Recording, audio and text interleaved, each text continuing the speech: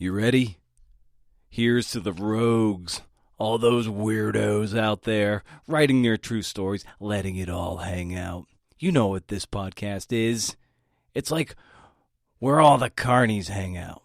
Make no mistake, we live on the edge, and we're a stumble, we're a nudge from taking the plunge, man, to the murky depths of the dead marshes, falling and feeling the weightlessness of free fall. Yeah, man, that's us.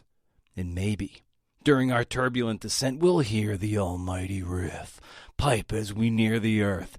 What do you say, CNFers? Let's get after it.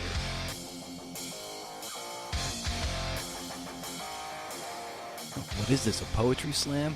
I don't know. That's right. I'm Brendan O'Mara. Hey. And this is the Creative Nonfiction Podcast, a show where I speak to badass people about the art and craft of telling true stories. Today's guest is the Lilly Dancyger, whose new memoir, Negative Space, is out now. Great book. It's a detective story as she tries to uncover her late father and her late father's past, his struggles with addiction, and the disturbing, on-the-edge nature of the art he made, a kind of code he lived by, and I love codes. But let me say this first. Creative Nonfiction Podcast is brought to you by West Virginia Wesleyan College's low residency MFA in Creative Nonfiction. Whew. Now in its 10th year. We're in our 9th year. They're in their 10th. We're like practically the same age. This affordable program boasts a low student-to-faculty ratio and a strong sense of community. Recent CNF faculty include Randon Billings-Noble, Jeremy Jones, and CNF Pod alum Sarah Einstein. Episode 11 or 12, I can never remember. Anyway, there's also fiction and poetry tracks. Recent faculty include Ashley Bryant Phillips and Jacinda Townsend, as well as Diane Gilliam, and Savannah Sipple. No matter your discipline, if you're looking to up your craft or learn a new one, consider West Virginia Wesleyan. Right. Get that? See, hear that pun? Right. In the heart of Appalachia. Visit mfa.wvwc.edu for more information and dates of enrollment. And keep the conversation going on social media at CNF Pod. If you're feeling kind, leave a review on Apple Podcasts. Those go a long way towards validating the enterprise. There's some social capital for the wayward CNFer who's just stumbling by the past. Maybe they're typing creative nonfiction into Apple's their search, and this one will come up, and they're like, oh, wow, look at all those reviews and ratings. I'm going to give that guy a shot. I've never heard of that guy, but he talks to some cool people. I'll give it a shot. And the more reviews there are, the better they'll land and the more likely they'll stay. Am I right? I don't know. Also, consider becoming a member on the Patreon page. I know I beat this drum to death, but I'm putting together the next issue of the Audio Mag. It's a crunch, let me tell you. It's going to come down to the wire. Issue 1 was free, Isolation, and will remain in the podcast feed indefinitely. But issue 2 and beyond are exclusive to the Patreon community. Patrons get lots of cool goodies, as well as the knowledge that they're supporting the writers and the CNFing community in the production of this show. You won't want to miss this one, CNFer, let me tell you. Summer, and it's right on our heels, baby. And from now until August, I plan on giving the loudest of shout-outs to Hippocamp 2021. It's back, baby. Don't call it a comeback. In Lancaster, PA. Registration is open. It's a conference for creative nonfiction writers. Marion Winnick will be this year's keynote speaker. I'll be delivering a podcast-themed talk. That's cool. I can't speak highly enough of this conference. August 13th through the 15th. You dig? And you've heard me say it, that if you want to get into shape, you hire a personal trainer. Listen, you know the fundamentals. You got to eat right and you exercise, but you hire a trainer to hold you accountable, to put you through the paces, and maybe to see things you can't see. So that's where I come in. I mean, not to get you six-pack abs and big-ass arms, but if you're ready to level up your manuscript and your writing, I'd be honored to help and get you where you want to go with your book or your essay or maybe even your book proposal.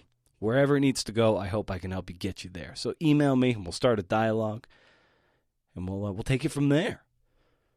All right, that's a lot of housekeeping, but it's got to happen. It just has to happen. I'm sorry. That's what the skip button is for, if you know I'm going to start riffing on housekeeping. But like I said, Lilly Dancyger is here. She's at Lilly Dancyger on Twitter, LillyDancyger. We get into some stuff, man.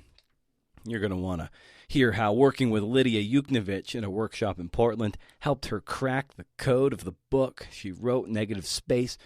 Reframing networking, the icky feeling of networking as the more, I don't know. Kind of reframing the idea of networking and thinking about it as community instead. What's the word I'm looking for? I don't know. Community building. It's better. There you go. There's a word. And a new way to think about branding. It's all here. And one final sponsor. This show is brought to you by the word blunger. Blunger is a noun. It's a large container with rotating arms for mechanical mixing. It's also one who blunges. Blunger. Thank you, Blunger. Here's Lilly, you CNF incarnies.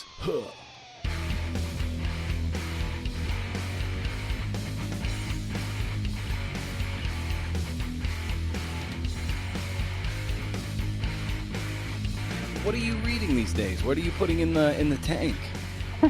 I'm currently reading White Magic, Alyssa Washuda's new collection. I'm really enjoying it so far. I'm only a couple essays in. It's a pretty substantial book, so I feel like I'll be reading it for a while.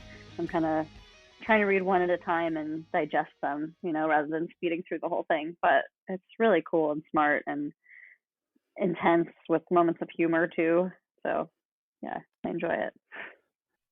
You alluded to how you've been going through a lot of the book promotion stuff, and it's it can be you've been at it for, I feel like you've been at it for a while. You've been putting out a lot of articles that that are heavily of the memoir and everything, and like you've built a really good sort of machine around it.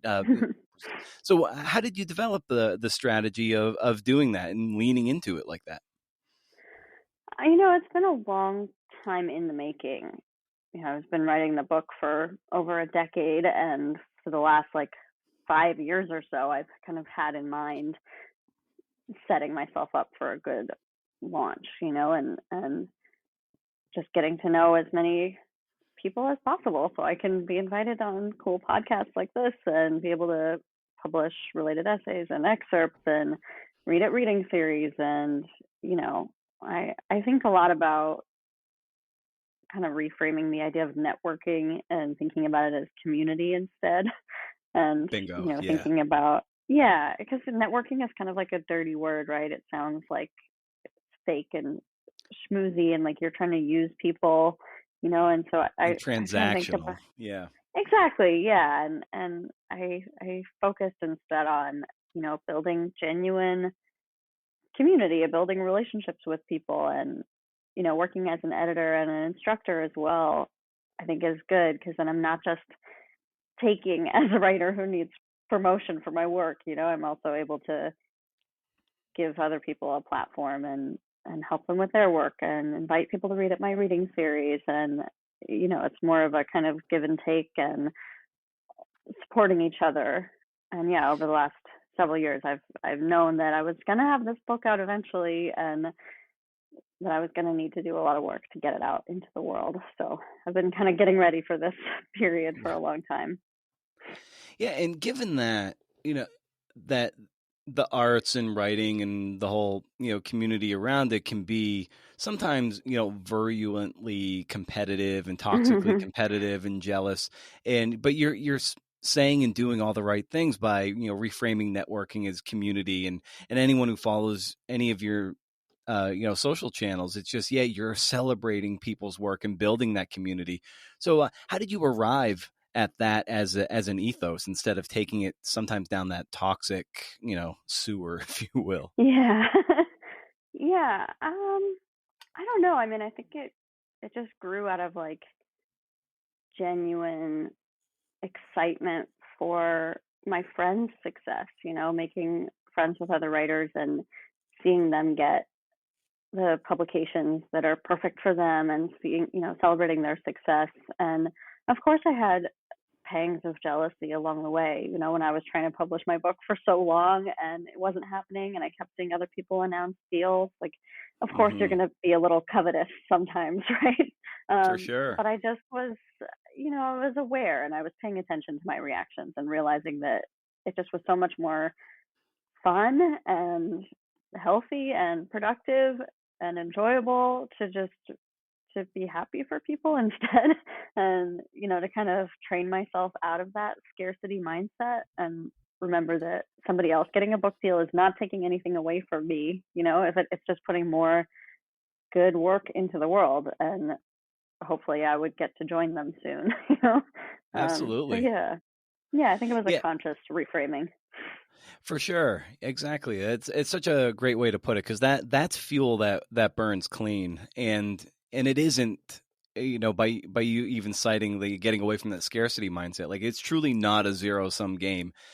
Some people that I've had the privilege of speaking to, they see it as like, oh, if Patrick Radden Keefe is publishing this, it it means, oh, that's great, that's work that I can aspire to, then I can do that too, instead of like, oh shit, he did that, now I can't. And so it's that conscious reframing that it's actually abundant in there's really an opportunity there in seeing great work pave the road for you. Exactly. Yeah. I just was having a conversation with somebody about this recently who, has a book in the works and saw a book announced that was really similar to theirs, and they were feeling weird about it and, wondering, is this a bad thing? And I was like, no, it's a good thing. This is priming the world for your work. Now you have a comp title. You should go make friends with this person. Maybe they'll blurb you or do an event with you or whatever, identifying people who are doing work similar to yours as allies rather than competition, I think makes this whole thing more enjoyable. And since you do a lot of editing too, how do you balance, editing people's work and also managing their expectation that even though they're working with you, an incredibly skilled editor and writer, that you can't necessarily guarantee that their work will be published in, their A or number one tier place. So how do you manage that and toggle, while you're giving them the best coaching and guidance and counsel, with the expectation that as good as this can be, it's still a subjective game? Yeah. I mean, I think most people get that, but I have a disclaimer on my website, just like, just in case, I'll give you my best feedback and advice, but yeah, it still is kind of a crapshoot. It depends on what mood the editor is in the day they get your submission, as much as it Yeah. does on the quality of the work. But I think, or at least I hope that people can tell that I'm giving them my best when I give them feedback, and I'm being honest, I'm being direct, I'm being blunt, and also encouraging, and I'm just helping them get their work as good as it can get. But then after that, it's up to the whims of the publishing gods. Yeah, no kidding. It's weird. It's one of those things that I've struggled with of late, because if people are shelling out, like, a lot of money to have, someone skilled give them, good guidance, good notes, Hmm. good counsel, and in a way, like a micro MFA, of having that experience, it's like Mm. you want to be able to say, like, I wish I could say that this thing will be published in McSweeney's, or you will land a book agent, or anything, and it's just, those things are so out of your control. So it's sometimes hard to, take on that money, do that work, no, but their ultimate goal is still, it's not guaranteed, and that's something that I struggle with, that knowing that they can't. It's like, I wish I could guarantee that for you, so there's more of a payoff. Yeah. I mean, yeah, I wish that too. I wish I could guarantee book deals for all my friends who deserve them, Yeah, yeah. But so much of it, nothing is guaranteed in this business, and so much of it is about taking that risk and doing a lot of work up front and then just hoping. So I think we're all kind of used to that, I guess. For sure. And to that point, like, as you're looking to crack the code of negative space, you invested in yourself when you came across Lydia Yuknevich's workshop in Portland, where you're like, okay, this is something, I'm going to bank some money. I'm going to book a trip. I'm going to head out there and work with her and a cohort of other people to kind of crack that code. So maybe you can walk us through into that experience for you and how that helped you forge what would ultimately become Negative Space. Yeah, that was really formative, and I was so happy, and I feel so lucky to have discovered the community that she's created in Portland. Even though I'm across the country, I still feel really connected to that awesome space that Lydia's made. And, I'm looking forward to going to another workshop as soon as like they're in person again and travel is safe and all that. But yeah, I was far enough along in the process by that point when I read her book and then discovered that she led workshops also, that I knew I was going to put everything I had into it. There was no question for me of whether it was worth it. When I took that workshop, I went to the Tin House workshop, which I crowdfunded for because that was, more expensive and a longer trip and all of that. And I was still scraping by freelancing and bartending. Mm-hmm. So, of course it's hard. You have to balance. Just because something is worth the expense doesn't mean you can afford it. But I always kind of, I have a hard time feeling guilty about spending money and time investing in my craft. I buy too many books and I don't feel bad about it. I take workshops whenever I find one that looks exciting. I go to all the conferences. That just feels like something that's really worth the time and money and effort to me. Yeah, and you write about being in Lydia's workshop that she said that there are a handful of core metaphors in their life and their writing that can always return to for new meaning, symbols that reverberate deep within us as an endless well of inspiration and material. And maybe you can take us to that moment that seems like it was really a real crack of lightning for you.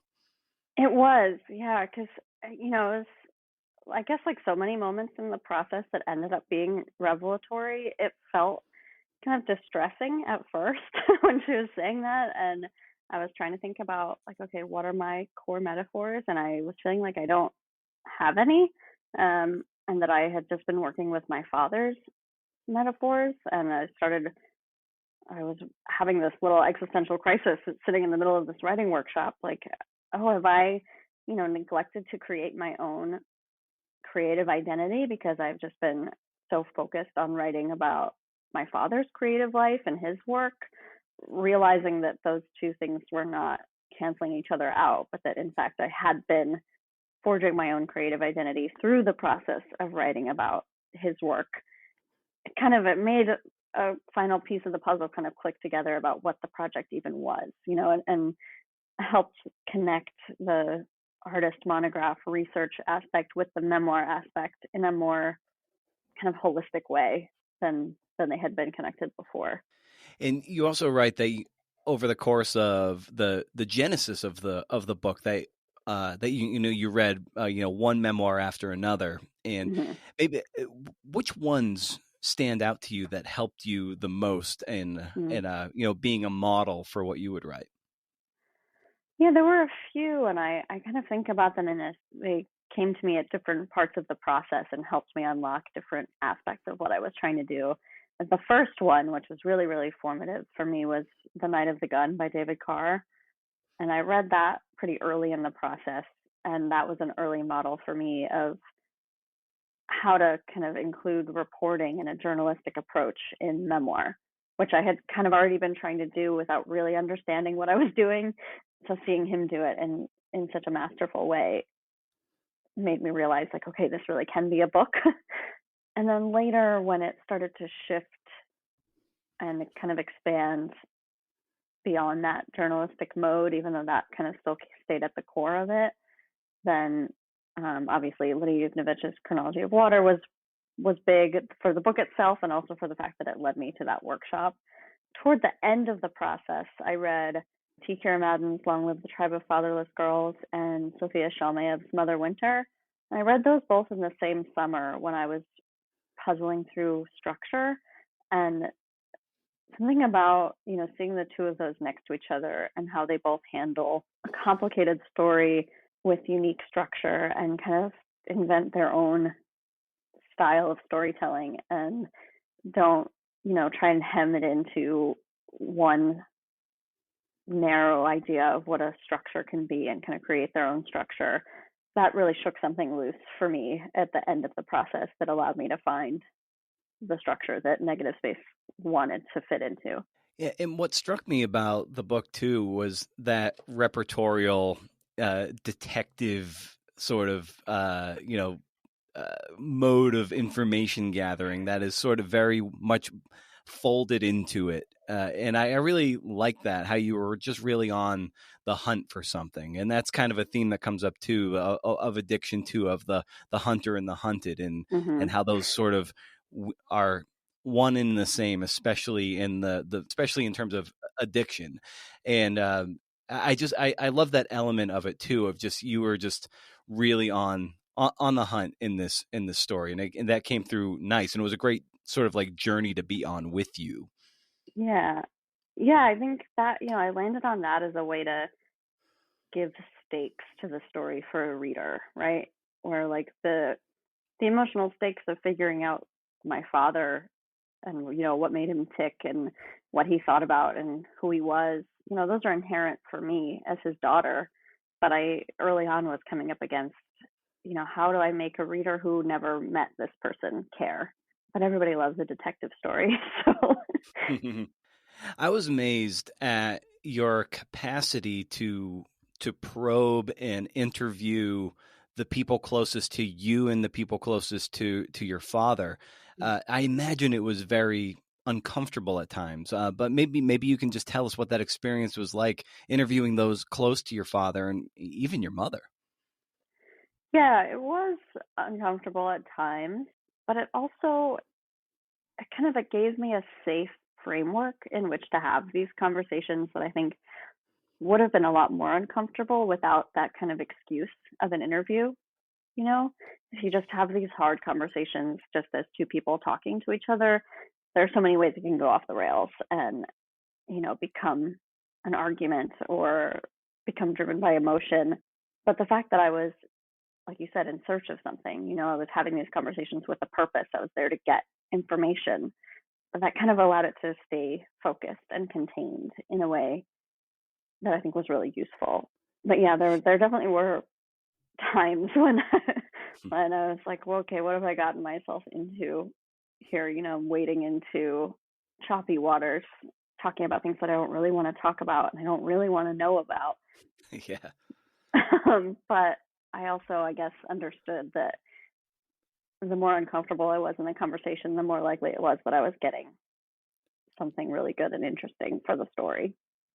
Yeah, you write about having to essentially navigate, the mother-daughter context too, and try to step out of that in order to, gain or glean the information that you wanted. And I imagine that must have just been really hard, especially as you're getting into really sensitive matters where whether it is, drug use or sex, Mm-hmm. it's really uncomfortable for a child to talk to the parent about those things. It's awkward and it feels invasive, and you just kind of want to put on the blinders, don't you?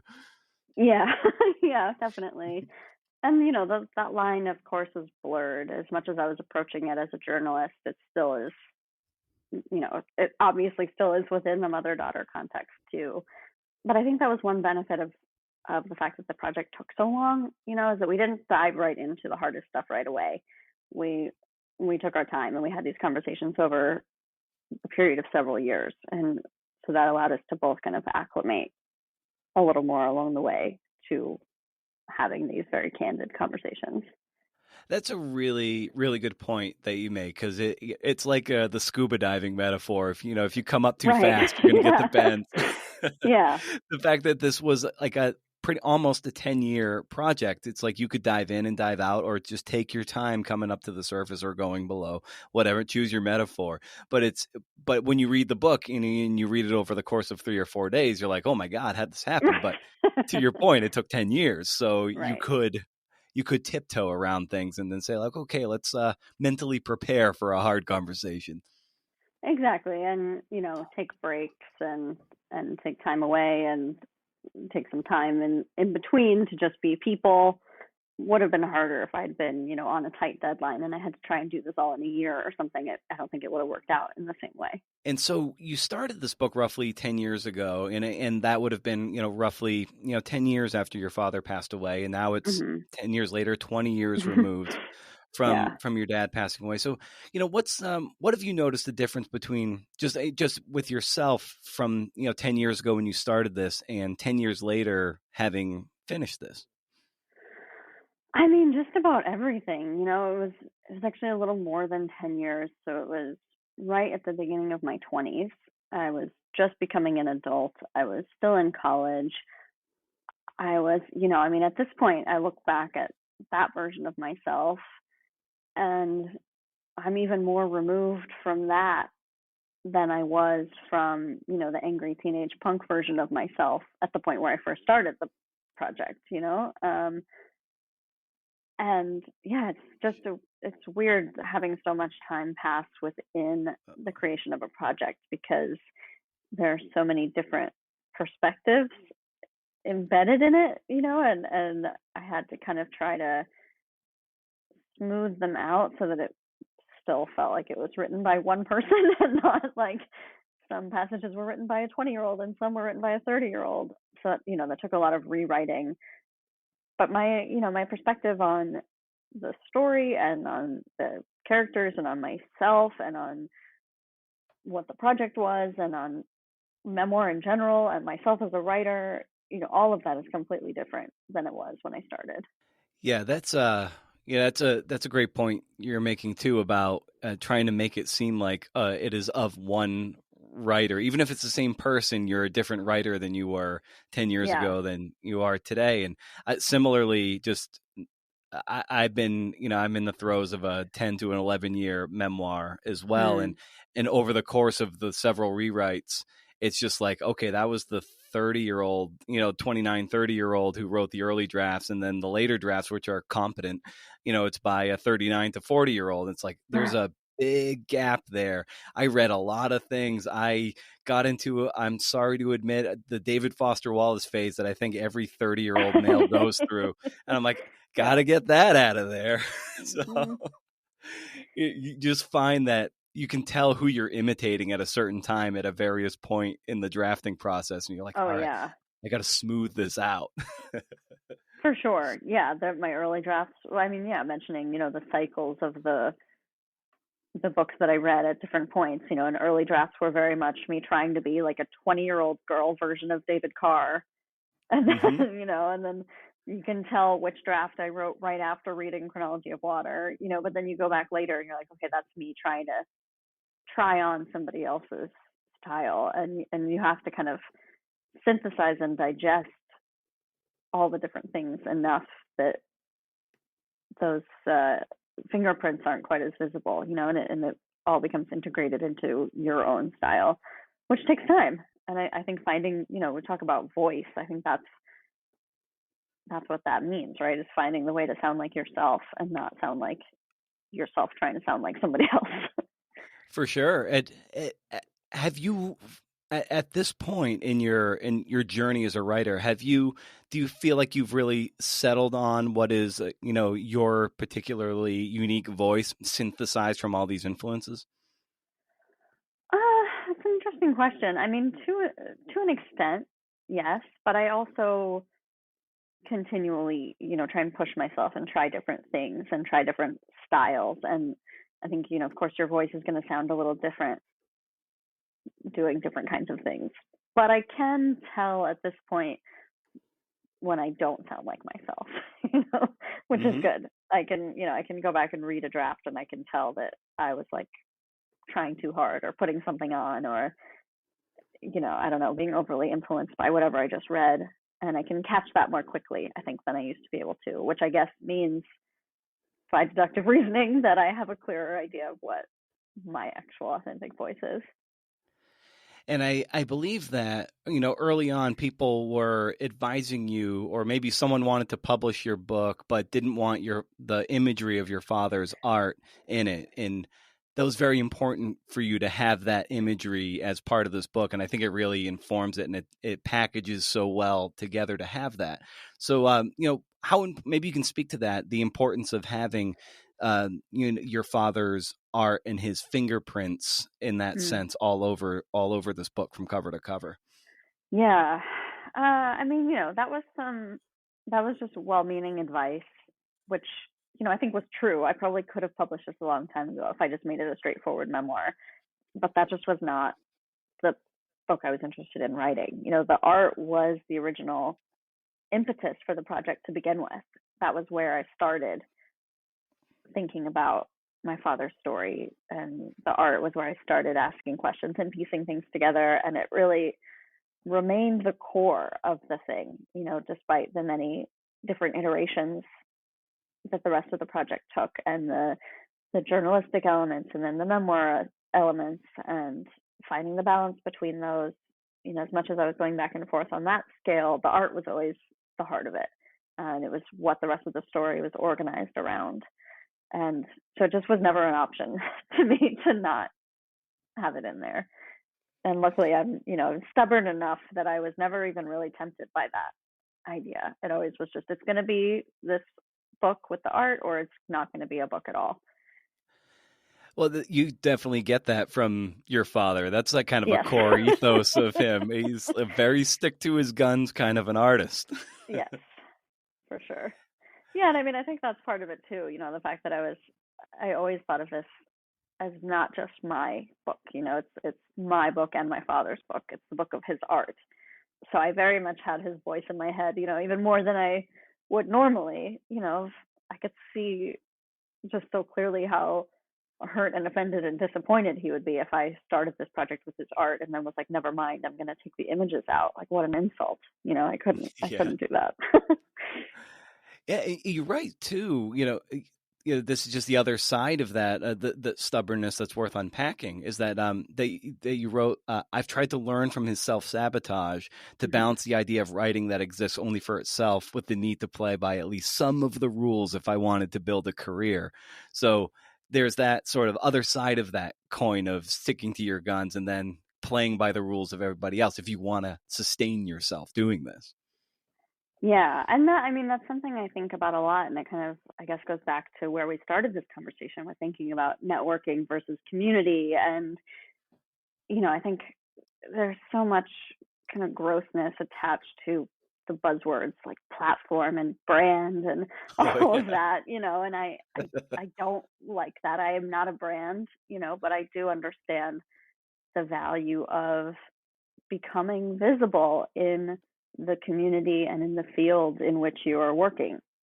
And I don't think there's anything wrong with doing that consciously, and thinking strategically about how to position yourself and your work, and how to make the connections that will help you get your work out into the world with as much juice behind it as possible. And I think I've found a good balance and a good way for me to do that authentically, which is, goes back to that idea of building community rather than building a network. For sure. And, whenever I think of how gross, brand is, and I'm totally in agreement with that. It is gross in the whole platform thing. But there are ways where someone like the great Seth Godin rephrases items of that or topics of that nature, where in terms of brand thinking, it's like Nike isn't in the business of hotels, but if Nike built a hotel, you would know it. And that's Right. brand. Yeah. And so you would see the swoosh and images of Steve Prefontaine and all the athletes. And you'd be like, that's a Nike hotel. And so I think the body of work that you're putting together, like the body of work is the best brand there is, whether it's, Burn It Down or this memoir. It's like, oh, that is the Lilly Dancyger, sort of stamp, Right. call it a brand, but it's just your body of works, vouching for you. Yeah, I like that way of thinking about it. And yeah, the body of work is the most important piece of it all. I think that's something that definitely gets lost sometimes in the fixation on, brand and platform and whatever, is it becomes, a lot of sound and fury signifying nothing, right? It becomes more the buzz than the substance. And I think it can be easy to lose sight of why you're doing all of that to begin with, right? You're not doing all of that just for the sake of retweets, right? It's you're trying to become visible so that people will read your work. And it's all in service of the work, and therefore the work still has to come first. And yeah, it has to be authentic to you. And I've thought a lot about, how what I put out in the world reflects on me as a writer. And that's why I stopped the kind of freelance hustle that I was in for a while of just trying to publish as much as possible and trying to have my name out there constantly and get the bylines, and trying to support myself by freelance writing, which means constant grind. But I realized that in doing that, I was putting out a bunch of work that was not representative of me and how I want to be seen as a writer. And so I made a very conscious switch to focus on quality over quantity. Now I publish a lot less than I used to, but I feel really good about everything that I put out in the world. Yeah, like to that point, like you were able to take something like, an essay about the Queen's Gambit and reflect it back on the toxic myth of the drug-addled artist or the drug subsidized genius. Yeah. And as a way, and what a toxic story that is, and a toxic myth that is, and you were able to reflect it back on, on your father and your parents, how they were addicted, and it did not serve their art and, their place in the world. So it's like, there's a great example of, you being able to put your stamp on something that you really believe in and reflects back on, the book you wrote. Exactly. Yeah. And that, it had been a while since I published a hot take about a TV show, but I waited until there was something that I actually had something to say, and not just like, oh, I should come up with an idea about whatever trending topic is at the top of the Google algorithm today. Right. And I love there's a moment in the book too where you write that, using art as a spell to raise the dead. And I love that moment too. I love that turn of phrase, and I love what that symbolizes. And it harkens back to the way your father would use, roadkill or, a dead bird and elements of feathers and skeletons to form his sculptures and all the kinds of statues or sculptures he would make. And it was just a way of repurposing, a way of art to kind of reflect, the passing of time and the passing of life. And was that something that was kind of always at the, a North Star for you in a sense over the course of this book? No, I don't think I knew. I don't think I really understood at the beginning what I was really doing, and the scope of the project or how much it was in conversation with his work. That was one of the really cool and weird and kind of disorienting and exciting things to discover along the way through this process, was realizing that I was not just writing about his work, but I was really in conversation with it and responding to it as an artist on my own, on my own 2 feet, not just like reflecting back his. So yeah, that was something I didn't really make that connection until I was already, until I had already waded pretty far out into the project. But it was cool to realize, and it felt like a bit of serendipity that made me feel like I was doing something right. Yeah. And of course, you chronicle how, you drop out of high school and you go through, you work your way through, you have a very, textured teenage years where you're, living with several roommates, and you're almost, you're a very intimate aunt essentially to your friend and her baby Riley at the time. And, of course, you're working through all this, and you eventually, get into college, and then you write when you get into Columbia that you've been seduced by prestige. And I love that notion of how you refer to the subversion of the dropping out of school and the getting into Columbia as acts of rebellion. Yeah, because it wasn't expected of you. exactly. Yeah, both were, it's got to keep people on their toes.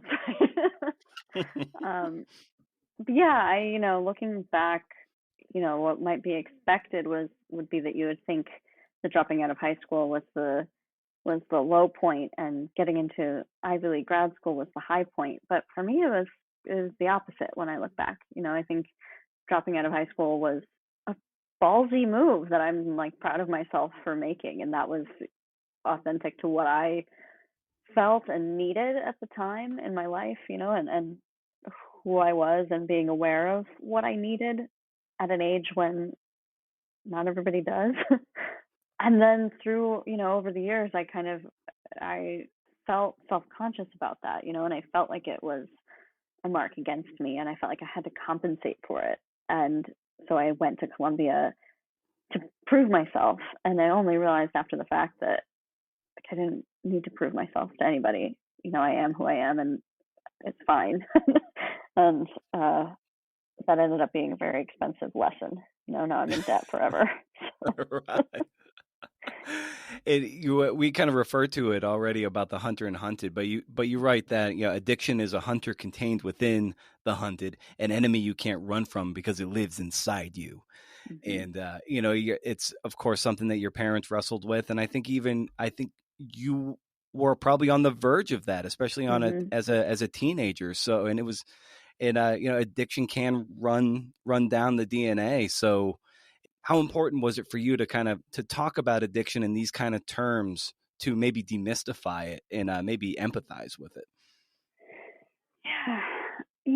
I mean, I kept coming up against societal notions of addiction, and I tried not to think too much about the stereotypes and the expected ideas, and I tried to just find an authentic way to talk about my experience of growing up with addiction around me, and my own experience brushing up against it myself as a teenager. I kept, whenever I thought too much about addiction as a topic, right, and as a social issue, I felt myself slipping into this false cheesy voice, and this advocate speak and this moralizing, which I really Mm. wanted to avoid. I'm not trying to teach anybody a lesson. I'm not trying to change the conversation. I just wanted to tell a true and complicated story. Yeah, it comes across, really, really well. Like, of course, it's not preachy or anything. You just kind of like lay it out there that this Mm-hmm. is something that happens to people, and doesn't mean people are weak. They're just, it happens, and how do you live with it and dance with it and succumb to it and defeat Mm-hmm. it? It's all woven into this thing that this sort of tapestry that you put together. It was like a real, just great illustration of it without, like you said, like moralizing it Right. and coming on from on high about the whole thing.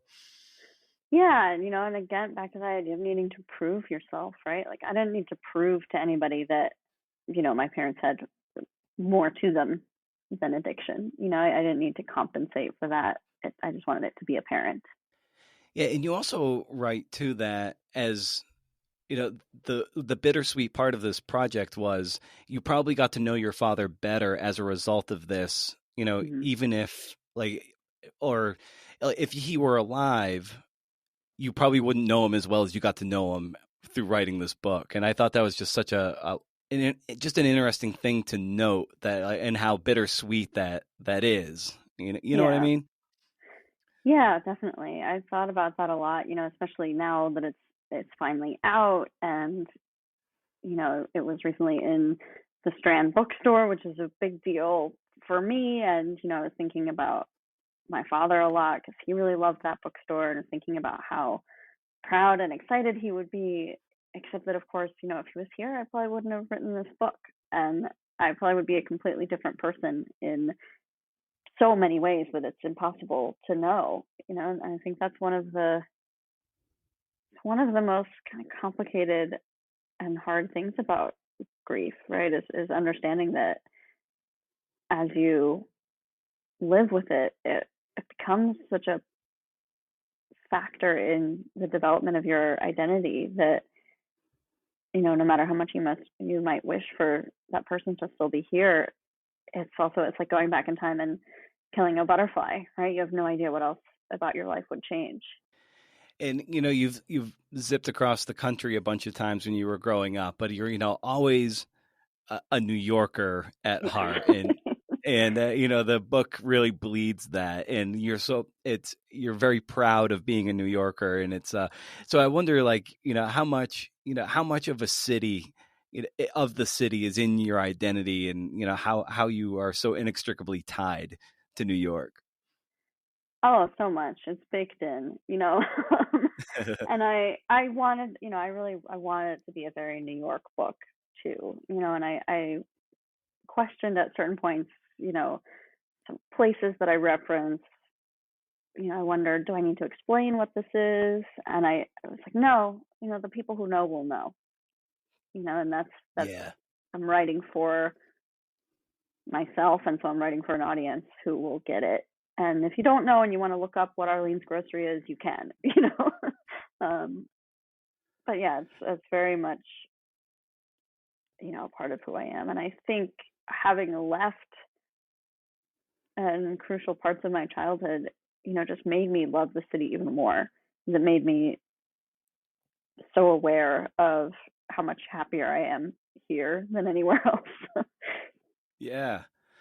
Yeah. Speaking of like those touchstones or regional touchstones, I know what I'm writing too. It's just, when I've grown up in southeastern Massachusetts and, in New England in particular, or New England and then southeastern Mass in particular, it's like when I talk about, ice skating on cranberry bogs or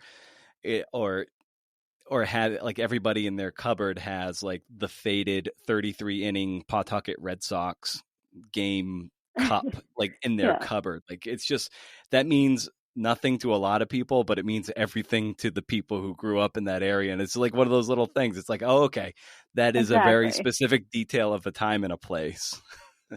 Yeah, and I think that, that makes it feel real and recognizable. And I wanted the people who were there at the time to see those references and have it add that context for them, and, be a nod to the people who lived in the neighborhood. As we kind of bring this to a close, I always like asking guests for a recommendation of some kind, and I wonder what recommendation might you pull out of your hat for the listeners. I think something I've been thinking about a lot as everything becomes more and more digital is how much I value my paper notebooks. And so I think that's what I would recommend, is just getting a big pack of a cheap notebook that you like, not the fancy leather bound one, but just like a stack of bound paper, and try and do some of your writing and thinking there and get away from the computer. That's the best way that I have found to not be distracted by social media, is to do my first drafts by hand. So that's my recommendation. Fantastic. Paper notebooks. I love it. You're talking to the right guy. I have myriad paper notebooks. So awesome. Well, Lilly, and also one more thing, where can people, find you online and get more familiar with your work so they can, pick up the book and just like see what you're up to? Yeah, you can find me at lillydancyger.com. And also on Twitter. That's where I spend most of my time online. I'm just at Lilly Dancyger. Fantastic. Well, the book's incredible. Congratulations on it, and thanks so much for coming on the show and talking shop and talking negative space. It was a pleasure. Yeah, thank you so much for having me and for reading and asking good questions. Appreciate it.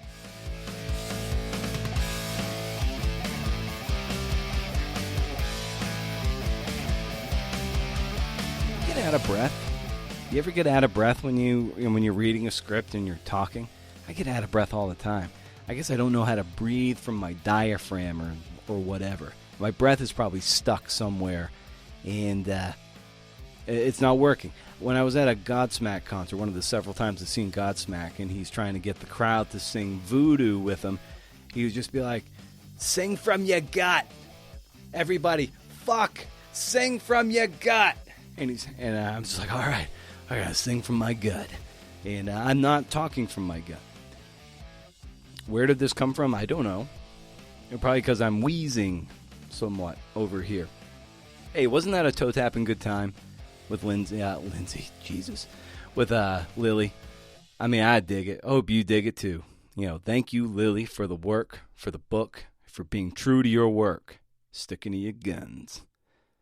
And thanks to West Virginia Wesleyan College's MFA in Creative Writing and to Hippocamp 2021 for the sport. And a shout out to Blunger. What a word. I'm going to keep beating that Patreon drum because that's what's going to take this show to the next level. We're on a decent level, but we're always looking for the next level. Having the show be listener-supported gives you ownership. It gives you agency. Helps pay writers. Helps me make a better product. Helps me celebrate more CNFers and build the community. And it's not like you get nothing in exchange for a few bucks a month. There's all kinds of tiers there. Go and window shop. Maybe come into the store and handle a few things in your hand. And, you might just walk away with something you really like. Patreon.com/CNF Pod. I've been playing way too much online chess lately. Just chess.com. Real clever. I play against a beginner robot because I don't have the guts to play a human yet. It's really addicting, but it sure beats drinking myself into blackout mode. I don't know what I'm doing. I know how the pieces move. I don't know how to do the king-rook switch yet. I know that's a thing, but I don't do it. I don't know how to do it. But that's it. I need to pay more attention because I can get all kinds of sloppy. And thanks to it being a beginner robot, he or she or it goes easy on me sometimes when it should take my queen when it could. And speaking of chess, I'm sure many of you have watched The Queen's Gambit on Netflix. Great series. But I'd urge you to listen to the soundtrack on Spotify. The score by Carlos Rafael Rivera is brilliant. It's ethereal and emotive, sad and moving and intense. It just gets into my bones, man. I've been listening to it on almost a nonstop loop the past few days. When I was writing this very script, I was listening to it. It helps me get into the mode. When the soundtrack comes on, it's like, all right, we're getting after it. Beautiful stuff. I reached out to Carlos's people, and he'll be on the show later in the summer. I want to talk to him about how music tells a story. And it's not nonfiction per se, but it's my show, and I'll do what I want. Oh, see, I'm out of breath. Hold on, I gotta yawn. God damn it. From your gut, Sully. From your gut. One other thing I wanted to add.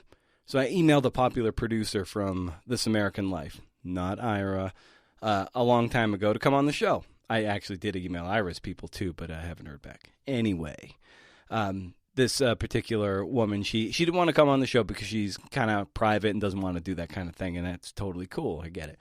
But she's really nice about it. And but I reached back out to her and asked a few weeks ago about some logistics about crafting narrative audio. It's kind of what I'm doing for some other clients, and it's a little outside of my purview. I get how to do it for print, like I'm structuring a story, but, and that's hard enough as is, but then you're dealing with tape, and it's kind of a different ballgame about how you, curate your tape and edit your tape. It's weird. I know how to massage it in print. It's very easy in terms of putting it in the manuscript and, the way you kind of massage quotes to make them read better. It's a little different with audio. And I'm self-taught. So she gave me some really great tips. And I decided to send her a Starbucks gift card, digital one, because basically we had a coffee date over email, and where she gave me some great pointers and took a lot of time out of her day, no doubt, to answer my questions. And I'm not saying this to toot my own horn. That's not what I'm getting at. But if you email someone you admire, someone who is prominent and skilled and is taking lots of their time to answer an email, give you advice, treat it like a coffee date. Throw them a $5 or $10 gift card, just what it would cost to have the coffee date. You don't have to, break the bank.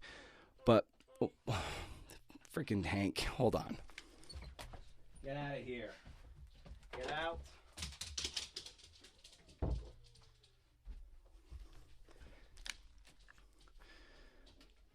So my dog was freaking out because Melanie just got back from PT. Anyway, where was I?